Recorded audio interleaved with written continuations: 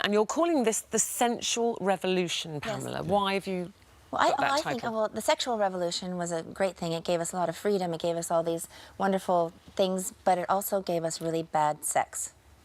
And I think we need a sensual revolution because in the age of technology, there's so much access, and I feel like people are becoming desensitized, and there's the multiple visual images that get weirder and stranger, and it's a big concern. I have children, and two teenage boys, and you have a child, and it's 14-year-old boy. It's worrisome, and I talk to a lot of mothers, and I know I'm part of the problem. I should probably disqualify myself from this whole situation because I was in Playboy and I had a tape stolen from my home and exploited all over the world, and people saw things that they should have never seen.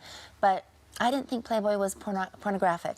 No, and I think people, I'm sure, will say, Pamela Anderson is saying, don't watch porn. Hang on, she did naked. Have you ever been treated like a porn star in bed? It's no fun at all. Slapped, hit, called names, spit on, that's sex. And have you experienced that? I have, and I never want to have that happen again, because I think people also put that image on me thinking they have to be wild and crazy, and then I'm thinking, God, this porn addiction, when a woman who is, living, breathing, lying in bed, and your husband's in the bathroom with a computer, there's something going on that's not normal. I can't imagine any husband of yours being in the bathroom with a computer, married to you. Yes. Is that something you've experienced? Yes, I have. And I've also, a lot of my friends have, and we're talking about the sensual revolution, having intimacy, and an intimate relationship is so much better sex. We're not saying, we're not prudes, we're not talking about no sex, we want better sex.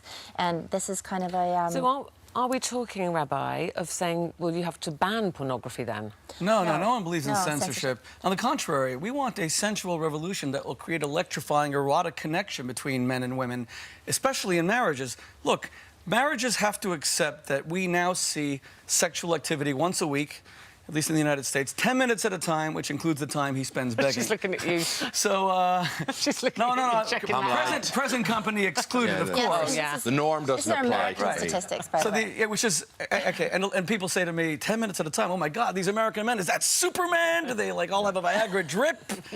The fact is that the sexual revolution kind of killed off sex because it killed the three things that lead to erotic desire: unavailability, mystery, and forbiddenness. Pornography is so revelatory that it actually bores you of the human body. That's why you need it in such vast quantity. You go to a porn website, you click one picture, 10,000 pictures pop up, or so my friends tell me. And the point is that you're become addicted to quantity and variety. And it's actually really boring because every pornographic video just shows you 3 or 4 positions, and you've got to go through all those 3 or 4 positions. You can imagine the director saying, okay, now it's time for this one and that one. And it undermines spontaneity, it undermines sexual creativity, and it undermines sexual adventurism. Okay, No, I'm wanting to ask something here from listening to a man of God here, a religious man here saying this. But I'm from a religion where you talked about erotic desire. A religious man talking about erotic desire. Now, in Catholicism, there's no such thing as erotic desire. Sex is for procreation, and it's in a loving relationship.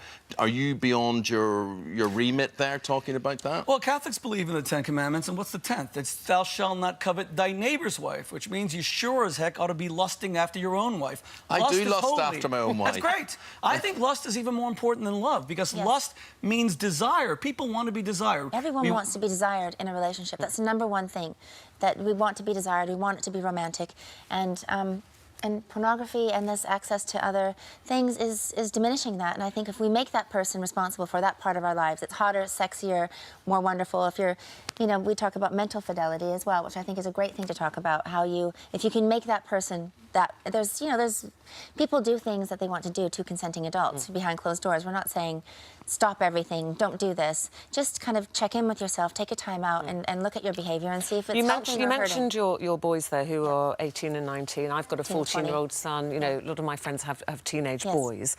And what do you tell them if you because the access to pornography is there, and it does concern me as a mother like you, is that where do you think that leaves them? Because there's the curiosity there. We're never going to stop them looking at it. So what do you tell your boys about porn? What would you tell other mothers, parents, to tell their boys? Well, we've had this conversation that we're having now in front of my kids. My kids have been involved in the conversation. They both have girlfriends right now, and I always tell them, if you disrespect women, you disrespect your mother. So that's a good thing to say, and that works. They're like, whoa. And but my son also brought up a good point. What if they don't respect themselves? And I said, that's interesting. thing It's to a great say. question. It's an It's a insightful great question. But it's girls and guys are being affected by this because young people are looking at this thinking, this is how I have to act and behave in a sexual relationship, Yes. and this is how I have to treat a girl.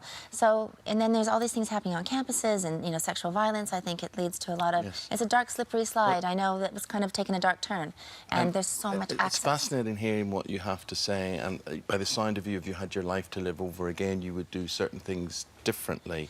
Yeah, well, I don't regret my Playboy days. I thought Playboy was, it was free, it was sexy. I've always been such a romantic that I like to be in a relationship to have a sexual relationship. It was still the objectification of women. It still was the wasn't it? objectification of women on my terms. You know, I like being sexy. Every woman likes being sexy, and you get attention for that. And I think I maybe